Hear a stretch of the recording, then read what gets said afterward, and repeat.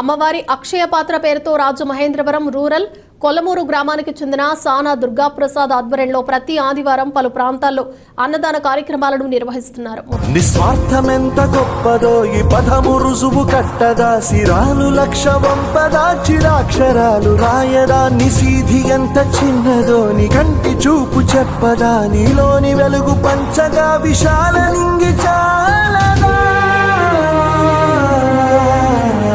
మనుష్యులందు నీ కథ మహర్షిలాగా సాగదా, మనుష్యులందు నీ కథ మహర్షిలాగా సాగదా.